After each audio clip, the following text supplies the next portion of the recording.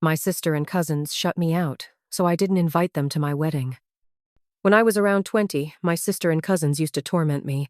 They were older than me and always went out partying, but they never invited me. They'd laugh and say I'd get bored, or that I was too smart for that. Still, whenever they came home in the middle of the night without their keys, I was always the one who let them in. One time, I finally worked up the courage to tell them I wanted to go with them. They just smirked and told me I was too young. But that same night, they took one of our younger cousins along. After every party, they'd crash in my sister's room, which was right next to mine. I could hear them talking about me and my boyfriend.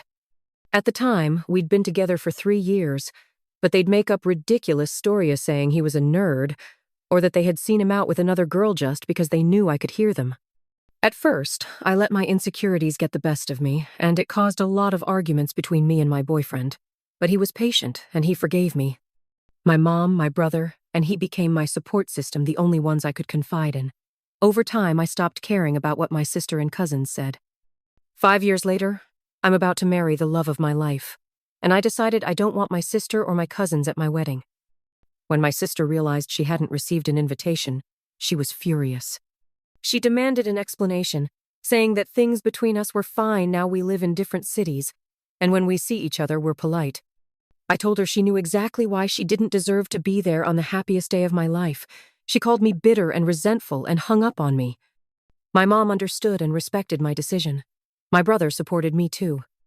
My dad was hesitant at first because my sister had called him crying, but my mom explained everything I had gone through, and he eventually agreed with me.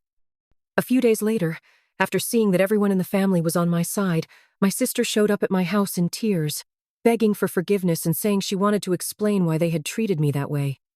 Years ago, I would have done anything for that apology, but now, I just didn't care anymore. Out of respect for my family, I listened. She told me they had always been jealous of my stable relationship, that they felt no one ever took them seriously, and that they took it out on me because I was always so happy with my boyfriend. I laughed not because it was funny, but because it was ridiculous. Something so childish had made them treat me like an outcast for years. I told her I accepted her apology, and if she wanted, we could try to rebuild our relationship. But my decision was final. She was not invited. She cursed at me and stormed out, slamming the door behind her. Update. The big day finally arrived. I made it clear that no one was getting in without an invitation, and luckily there were no issues. The people I truly consider family were there. My husband, now officially my partner for life, looked radiant and so in love. As I stood there, surrounded by the people who genuinely care about me, I knew I had made the right decision. Sometimes, family isn't about blood, it's about who truly stands by your side.